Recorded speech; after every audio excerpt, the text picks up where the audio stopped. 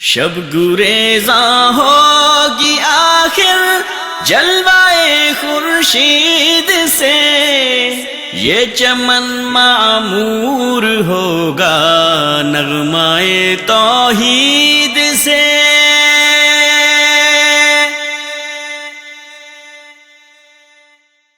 Christmas کے دن آپ ان سے ہدیہ تحفہ لیں اور ہیپی کرسمس کہیں تو معنی یہ ہوا نعوذ باللہ آپ نے تسلیم کر لیا کہ عیسیٰ علیہ السلام اللہ کے بیٹے ہیں۔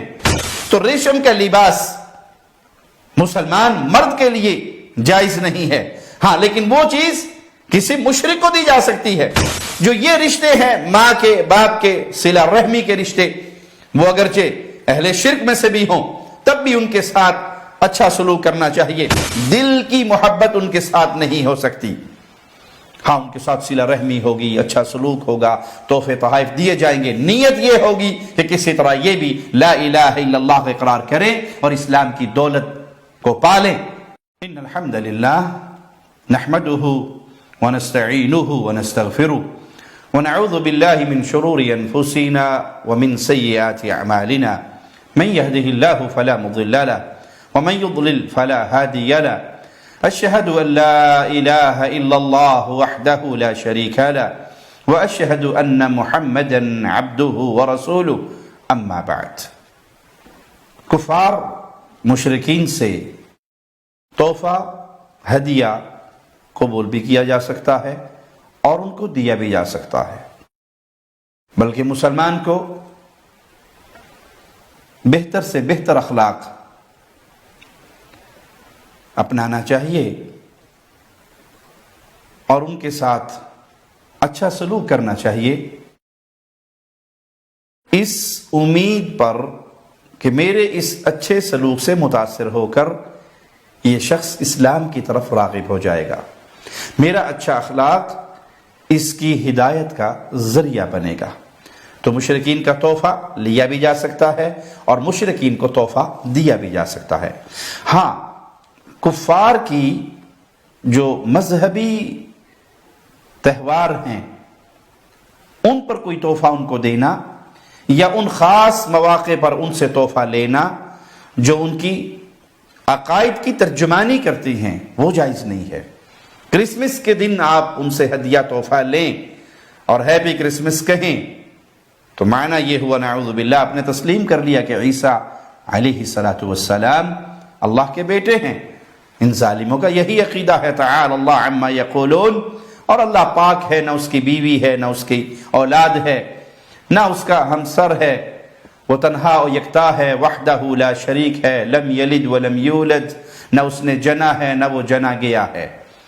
تو ان کے خاص مذہبی تہوار کے معاملات میں ان دنوں کی نوعیت کو پہچانتے ہوئے اس سے بچیں، لیکن عام معاملات میں ان کے ساتھ تحفے تحائف کا تبادلہ کیا جا سکتا ہے، خاص طور پہ جب نیت یہ ہو کہ میں نے پیغام دینا ہے اسلام کا، دین کی بات پہنچانی ہے، تو پھر یہ بالاولیٰ باعث اجر ہوگا۔ آئیے رسول اللہ صلی اللہ علیہ وسلم کی چند احادیث اس موضوع پہ سنتے ہیں۔ صحیح بخاری 5382 نمبر روایت ہے، عبد الرحمن بن ابو بکر رضی اللہ عنہما وہ روایت کرتے ہیں کہ ہم 130 آدمی اللہ کے نبی صلی اللہ علیہ وسلم کے ساتھ تھے۔ آپ نے دریافت کیا، هل مع احد منکم طعام، تم میں سے کسی کے پاس کھانا ہے؟ ایک آدمی کے پاس ایک سا تقریباً 2.25 کلو کے قریب آٹا تھا، اسے گوندھ لیا گیا۔ اتنی دیر میں ایک مشرک بکریاں چراتا ہوا پراگندہ حال وہ وہاں پر پہنچا تو اللہ کے نبی صلی اللہ علیہ وسلم نے اسے پوچھا، ابیع ام عطیہ، بیچو گے یا گفٹ دو گے، ہدیہ دو گے، ہبہ کرو گے، عطیہ دو گے؟ تو اس نے کہا کہ نہیں میں تو بیچوں گا۔ تو آپ صلی اللہ علیہ وسلم نے اس سے ایک بکری خرید لی۔ آپ کا یہ سوال کہ ہدیہ دو گے، گفٹ دو گے، ہبہ کرو گے یا بیچو گے، یہ دلیل ہے کہ اگر مشرک ہبہ کرے، ہدیہ دے تو یہ لینا جائز ہے، اور اگر یہ ناجائز ہوتا تو رسول اللہ صلی اللہ علیہ وسلم اس سے یہ سوال ہی نہ کرتے بلکہ سیدھی بات خرید و فروخت کی ہوتی۔ آپ نے یہ سوال کیا جس سے دلیل ملی کہ اگر کوئی مشرک آپ کو ہدیہ تحفہ دیتا ہے تو وہ قبول کیا جا سکتا ہے۔ سیدنا انس بن مالک بیان کرتے ہیں کہ ایک یہودی عورت نبی کریم صلی اللہ علیہ وسلم کے لیے بکری کا گوشت پکا کر لائی اور اس میں اس نے زہر ملایا. یہ روایت صحیح بخاری میں 2617 نمبر. اس میں زہر ملایا اس گوشت میں اور رسول اللہ صلی اللہ علیہ وسلم نے اس میں سے کچھ گوشت کھا لیا. پھر اس یہودیہ کو پکڑ کر لایا گیا تو لوگوں نے کہا اجازت دیجئے اے اللہ کے نبی صلی اللہ علیہ وسلم، ہم اس عورت کو قتل کر دیتے ہیں. تو اللہ کے نبی صلی اللہ علیہ وسلم نے اجازت نہیں دی. سیدنا انس بیان فرماتے ہیں کہ اس زہر کا اثر میں نبی کریم صلی اللہ علیہ وسلم کے تالوے مبارک پر دیکھتا ہوں. اس حدیث سے جہاں مشرکہ کا یہودیہ کا تحفہ قبول کیا یہ دلیل ملی، تو ایک اور دلیل بھی ثابت ہوئی کہ رسول اللہ صلی اللہ علیہ وسلم اگر عالم الغیب ہوتے تو وہ زہر والا کھانا نہ کھاتے، وہ گوشت نہ کھاتے، بلکہ کہہ دیتے کہ تو نے اس میں زہر ملایا ہے. نبی کریم صلی اللہ علیہ وسلم پر اللہ کی طرف سے جب وحی ہوتی ہے تو آپ کو خبر کر دی جاتی ہے. آپ وحی کے محتاج ہیں. وحی نہ ہو تو آپ کو علم نہیں، وحی ہو جائے تو آپ کو علم ہے. جن لوگوں کا یہ دعویٰ ہے کہ آپ کو تو سب کچھ معلوم تھا جو ہو گیا، جو قیامت تک ہونا ہے، ان سے سوال کیجئے کہ یہاں یہودیہ نے زہریلا کھانا آقا علیہ السلام کے سامنے پیش کیا اور پیارے نبی صلی اللہ علیہ وسلم نے وہ کھانا تناول فرما لیا. علم غیب ہوتا تو اس کھانے کو کبھی بھی تناول نہ فرماتے. صحیح مسلم میں 2071 نمبر روایت ہے. سیدنا علی رضی اللہ عنہ وارضا بیان کرتے ہیں کہ ایک سردار نے اللہ کے نبی صلی اللہ علیہ وسلم کی خدمت میں ریشم کا ایک کپڑا بطور ہدیہ بھیجا. آپ نے وہ کپڑا سیدنا علی کو دیا اور فرمایا شققہ خمرا بین الفواطم، یہ پھاڑو، ٹکڑے ٹکڑے کر لو اور میری بیٹی فاطمہ، اپنی والدہ فاطمہ اور فاطمہ بنت حمزہ، ان تینوں کے اندر اس کو تقسیم کر دو. تو اس حدیث سے بھی ثابت ہوا کہ کسی نان مسلم کا تحفہ جو آپ کو آیا آپ نے اس کو قبول کیا اور آگے اپنی بیٹی میں، سیدنا علی کی والدہ میں اور سیدنا حمزہ کی بیٹی، ان تینوں فاطمہ نامی مسلمان خواتین صحابیات، ان کے اندر تقسیم کروا دیا. سیدنا بلال رضی اللہ عنہ اپنے قرض کا قصہ بیان کرتے ہوئے فرماتے ہیں کہ رسول اللہ صلی اللہ علیہ وسلم نے مجھے فرمایا الم تر الرکائب المناخات الاربع، کیا تو نے 4 اونٹنیاں بیٹھی ہوئی دیکھی ہیں؟ میں نے کہا جی ہاں. تو آپ صلی اللہ علیہ وسلم نے فرمایا ان لک رقابہن وما علیہن فإن علیہن کسوة وطعاما اہداہن الی عظیم فدک فاقبضہن واقض دینک. یہ اونٹنیاں اور ان پر جو کچھ لدا ہوا ہے یہ تمہارا ہے، اس پر کپڑا ہے اور کھانے کا سامان ہے، اور فدق کے سردار نے یہ بطور تحفہ میرے لیے بھیجی ہیں، یہ سب لے لو اور اپنا قرض ادا کر لو. آپ کے اوپر جو قرض ہے وہ ان چیزوں کو لے کر استعمال میں لا کر اس سے اپنا قرضہ ادا کر لو. اور یہ تحفہ رسول اللہ صلی اللہ علیہ وسلم کو فدق کے سردار اور رئیس نے بھیجا. تو کفار کا کوئی تحفہ وہ قبول کیا جا سکتا ہے، ان کو تحفہ دیا بھی جا سکتا ہے. ہاں نیت یہ رکھنی چاہیے کہ میں اچھے سے اچھا سلوک کروں تاکہ اسلام کا پیغام اس تک پہنچا سکوں، اس کا دل نرم ہو، یہ مسلمانوں کی طرف مائل ہو اور اسلام کی باتیں سننا شروع کرے تاکہ اسلام کا نور اس کے دل میں داخل ہو جائے. عبداللہ ابن عمر رضی اللہ عنہما بیان کرتے ہیں کہ سیدنا عمر نے مسجد کے دروازے کے پاس ایک ریشمی جوڑا فروخت ہوتے ہوئے دیکھا تو عرض کیا اللہ کے نبی صلی اللہ علیہ وسلم آپ اسے خرید لیں. آپ کے پاس سفراء آتے ہیں، وفد آتے ہیں، تو اس وقت آپ اس کو زیب تن فرما لیا کریں.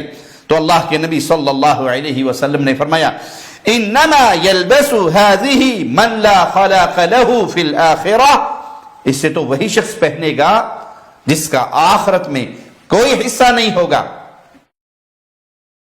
ریشم کا لباس امت محمدیہ کے افراد پر، مردوں پر ناجائز ہے، حرام ہے۔ تو آپ صلی اللہ علیہ وسلم نے اس ریشمی لباس کو دے کر کہا اسے تو وہی پہنے گا جس کا آخرت میں کوئی حصہ نہیں ہوگا۔ اس کے بعد رسول اللہ صلی اللہ علیہ وسلم کے پاس کہیں سے ریشمی جوڑے آئے، اور ان میں سے ایک جوڑا اللہ کے نبی صلی اللہ علیہ وسلم نے سیدنا عمر کو بطور ہدیہ دے دیا۔ سیدنا عمر وہ جوڑا لے کر اللہ کے نبی صلی اللہ علیہ وسلم کے پاس تشریف لائے، اور وہ سن چکے تھے کہ آقا علیہ الصلوۃ والسلام نے ریشمی لباس پہننے والے کے بارے میں کیا ارشاد فرمایا۔ تو اللہ کے نبی صلی اللہ علیہ وسلم نے کہا انی لم اکسکھا لتلبسھا، میں نے یہ تمہیں تحفہ اس لیے نہیں دیا کہ تم اس کو پہنو۔ تو سیدنا عمر نے اپنے مشرک بھائی کو جو مکہ میں رہائش پذیر تھا وہ تحفہ اس کو بھیج دیا۔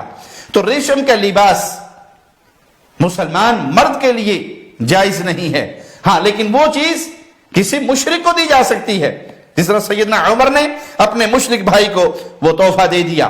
اس حدیث سے یہ بھی پتا چلا کہ جو شخص مسلمان نہیں ہوا تو اسلامی احکامات اس پہ لاگو نہیں ہوتے۔ مسلمان کے لیے حرام ہے کہ وہ ریشم کا لباس پہنے، لیکن کافر کی تو یہی دنیا جنت ہے، وہ تو جو چاہے کر سکتا ہے۔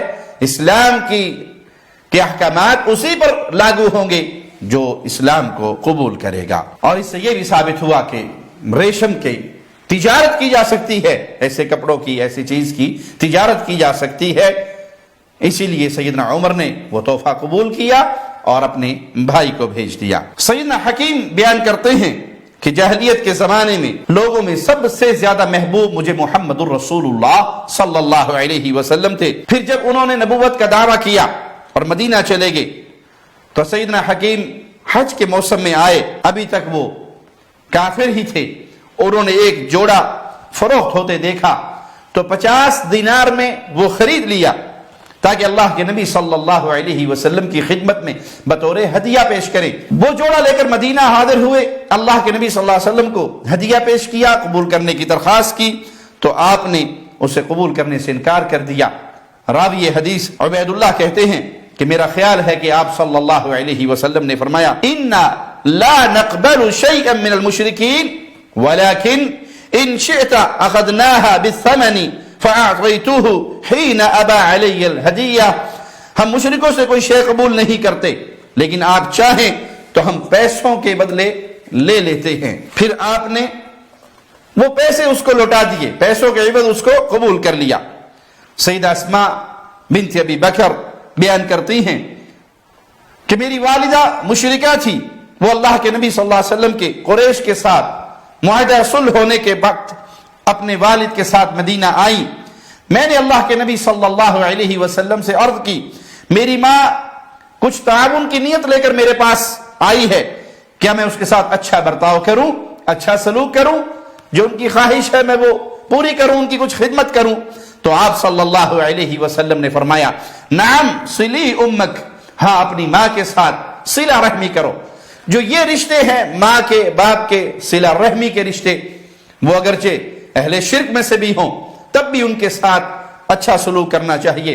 خاص طور پہ وہ بھائی جو نئے مسلمان ہوتے ہیں، کسی کے والدین عیسائی ہیں یا ہندو ہیں یا کسی اور مذہب سے ہیں، ان کے لیے اسلام کا پیغام اپنے ماں باپ تک پہنچانے کا ایک بہت بڑا ذریعہ ماں باپ کی خوب خدمت کرنا، بہترین سلوک کرنا، زیادہ اچھا سلوک کرنا، تاکہ وہ آپ کے حسن سلوک سے متاثر ہو جائیں اور اسلام کی طرف راغب ہو جائیں اور اسلام کی طرف مائل ہو جائیں، اور اسلام کا پیغام ان کے کانوں سے ہوتا ہوا ان کے دلوں میں اترے، آپ کے حسن سلوک کی وجہ سے یہ سبب بنے، تو آپ کے لیے خیر اور برکات ہے۔ مشرک اور کافر کا تحفہ قبول کرنا، اس بارے میں اہل علم کے مختلف اقوال ہیں۔ تمام دلائل کا موازنہ کرنے کے بعد چند شرائط کے ساتھ مشرک اور کافر کا تحفہ قبول کرنا جائز ہے۔ پہلی شرط کہ اس تحفے کا مقصد محبت اور مودت نہ ہو، کیونکہ مومن کی ساری محبتیں صرف اہل ایمان کے لیے ہوتی ہیں۔ کفار کے ساتھ اگرچہ وہ قریبی رشتہ دار ہی کیوں نہ ہو، وہ دل کی محبت اور پیار نہیں ہو سکتا۔ ارشاد باری تعالیٰ ہے لا تجد قوم یؤمنون باللہ والیوم الآخر یوادون من حاد اللہ ورسولہ۔ اللہ تعالیٰ اور آخرت پر ایمان لانے والے مومنوں کو آپ ایسا نہیں پائیں گے کہ وہ اللہ اور اس کے رسول سے دشمنی کرنے والوں سے محبت کرے۔ کسی کے والدین یا بہن بھائی یا قریبی رشتہ دار یا کوئی اور لوگ اگر وہ اللہ اور اس کے رسول کے دشمن ہیں، ایمان و توحید کے دشمن ہیں، عقیدے کے دشمن ہیں، تو باوجود قریبی رشتہ دار ہونے کے دل کی محبت ان کے ساتھ نہیں ہو سکتی۔ ہاں ان کے ساتھ صلہ رحمی ہوگی، اچھا سلوک ہوگا، تحفے تحائف دیے جائیں گے، نیت یہ ہوگی کہ کسی طرح یہ بھی لا الہ الا اللہ کا اقرار کریں اور اسلام کی دولت کو پالیں۔ اس نیت سے ان کے ساتھ خیر و بھلائی کا معاملہ ہوگا۔ دوسری شرط کسی دینی یا دنیاوی خرابی کا باعث نہ ہو۔ اور تیسری بات جس چیز کا ہدیہ لیا جا رہا ہے یا دیا جا رہا ہے وہ حلال ہو، جائز ہو، حرام چیز نہ ہو، اسلام میں منع نہ ہو، اور مسلمانوں کے عقائد پر زد نہ پڑتی ہو۔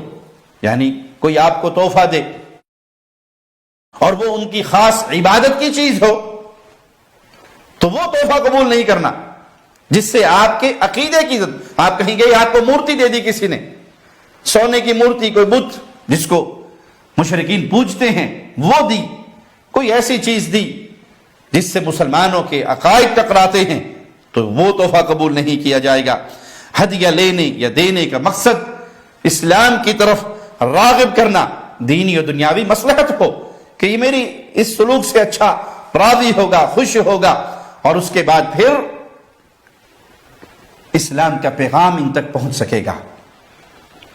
مسلمان بادشاہوں نے کفار کے ساتھ بارہا اچھا سلوک کیا۔ ملک فیصل رحمہ اللہ، ان کا واقعہ بڑا مشہور ہے کہ یورپ کے ملک میں کہیں مصیبت آئی تو اس انسانی مصیبت پر سب سے زیادہ مدد ملک فیصل رحمہ اللہ نے کی۔ تو وہاں یورپ کے اس ملک کے بادشاہ بڑے متاثر ہوئے اس سخاوت سے، اور پھر ملک سے کہا کہ تم بتاؤ تمہاری کوئی ڈیمانڈ ہو، کوئی ہم تمہاری خدمت کر سکے۔ تو شاہ فیصل رحمہ اللہ نے کہا کہ ہاں اگر آپ ہماری کوئی خدمت کرنا چاہیں، مجھے کوئی جوابی طور پہ تحفہ دینا چاہتے ہیں، تو یہاں مسلمانوں کی مسجد نہیں ہے تو مجھے مسجد بنانے کی اجازت دے دیجئے۔ تو وہاں بہت بڑا اسلامی مرکز، ثقافتی مرکز بنا اسلام کا۔ تو جب آپ اچھا سلوک کریں گے تو آپ کا یہ اچھا سلوک لوگوں کی ہدایت کا ذریعہ بنے، اسلام کے نور کو پھیلانے کا ذریعہ بنے۔ اس نیت کے ساتھ معاملات کیجئے۔ اللہ سے دعا ہے اللہ ہمیں رسول اللہ صلی اللہ علیہ وسلم کی احادیث پر چلنے کی توفیق عطا فرمائے۔ اقول قولی ھذا واستغفر اللہ لی ولکم ولسائر المسلمین۔ شب گریزاں ہوگی آخر جلوائے خورشید سے، یہ چمن معمور ہوگا نغمائے توحید